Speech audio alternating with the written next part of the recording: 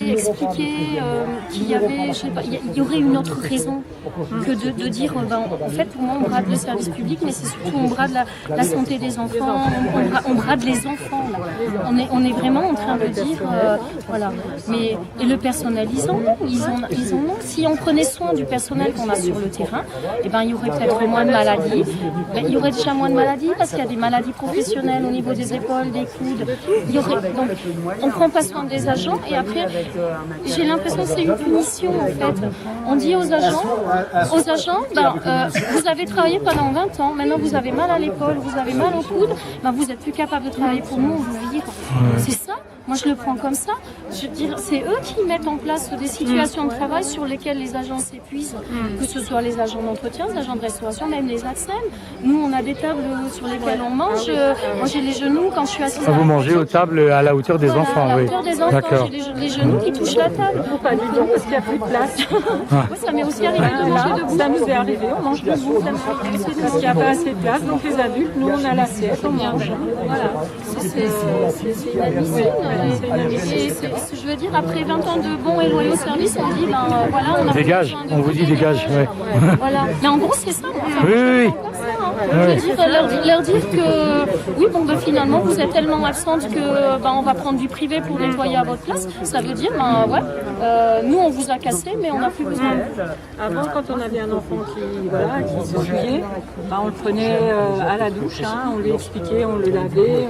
Là, qu'est-ce qu'on fait? Allez, dépêche-toi, papa. Pourquoi on n'a plus le temps pour s'occuper de l'enfant? T'es d'accord? On n'a plus le temps. Donc c'est du hop pour tout le temps. Et les gamins, ils vivent ça, quoi.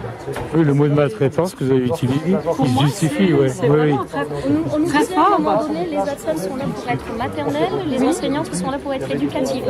Et là, maintenant, on n'a même plus ce temps d'être maternelle. On est obligé de courir partout, tout le temps, parce que même cette histoire de rythme scolaire a complètement, complètement tout changé. Ça a perturbé tout, là.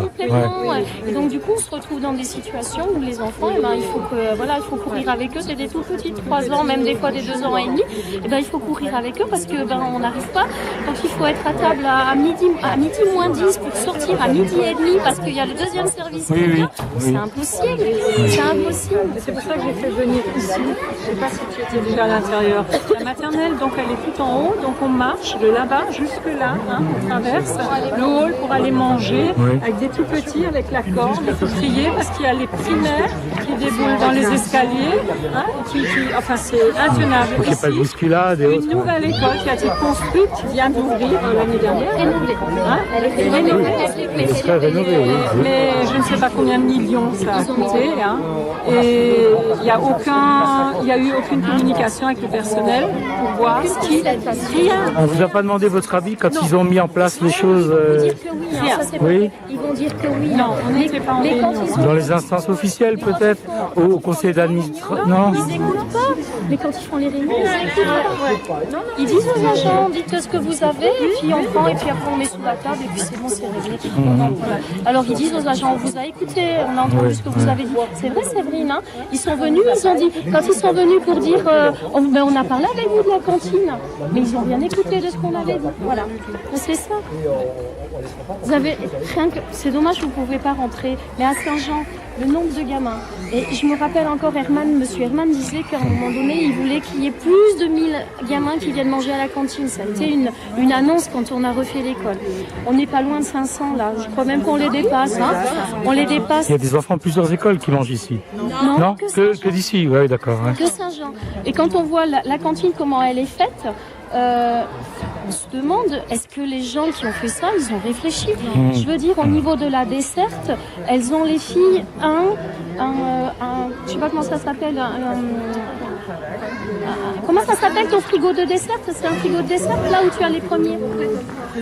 Le présentoir. Elles ont un présentoir avec une quarantaine de plats pour le self, pour les enfants en élémentaire. Comment voulez-vous que ça puisse avancer correctement si les filles elles sont obligées de s'abîmer la santé en remplissant? En plus c'est super bien fait. Elles sont obligées de se mettre à genoux pour remplir le truc là.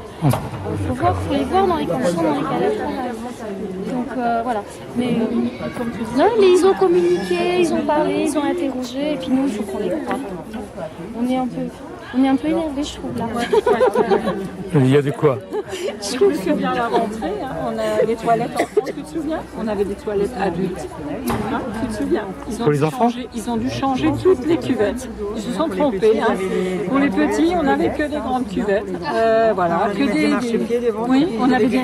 Donc ils ont investi en marchepied jusqu'à ce que les nouvelles cuvettes arrivent. Enfin, catastrophe. Oui, les gens qui font ça, ils ne demandent jamais l'avis des utilisateurs et de ceux qui travaillent. Donc c'est ça le problème. En fait, ça se passe dans toutes les écoles où il y a des tramways.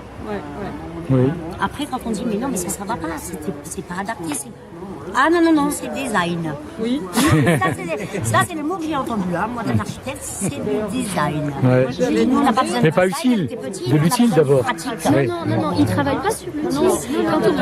Quand on voit les écoles qui font, les nouvelles écoles, c'est super beau, c'est magnifique, ça jette, ça en jette. Mais à l'intérieur, on travaille. Il y a des enfants à l'intérieur. Des grands garages à laver en été. Des grandes maisons de poupées, des camions, des tracteurs. Ah ben, on a des petits éviers hein, pour faire la vaisselle. Ah, ça rentre pas dedans. Ça rentre pas, alors comme ça, à frotter, c'est ça. Et je l'avais demandé en réunion, j'ai dit, est-ce que vous pensez le mettre? Non. Donc les grands bacs pour plonger, pour brosser, non, on ne l'a pas. C'est des petits éviers. Les gens qui pensent ça et qui le font fabriquer, ils n'ont jamais été confrontés à la réalité du travail, donc ils ne savent pas. Et donc après, je pose la question, pourquoi elle a un lumbago hein? Ça vient d'où le lumbago? Là sur une des écoles là, qui est en train d'être rénovée, elle est juste encore en rénovation. Ils ont pas mis des siphons de sol dans les toilettes. L'architecte dit que c'est une sorte d'économie écologique. Je sais pas moi comment elles font les agents d'entretien quand elles veulent nettoyer les toilettes, comment elles... Il n'y a pas d'écoulement d'eau. Il n'y a pas d'écoulement d'eau. C'est absurde. Ouais. Il y a 22 adultes, il y a un WC pour les adultes. Je veux dire, même les agents, ils ont dénoncé la situation. Ben non, mais l'architecte a dit que, je sais pas, c'est design, mais je sais pas, c'est pas fonctionnel. Oui, mais c'est parce qu'ils mettent les chaises lourdes en bois, hein, que l'agent doit monter, descendre. Et ça, je sais pas combien vous montez, vous descendez. Dans une école combien vous faites ça? Il y a 500. Il y a 10 salles de classe. Il y a à peu près 30 élèves dans... Ouais, donc il faut les monter, les descendre. Du bois plein. Et tout ça, on le dit en réunion.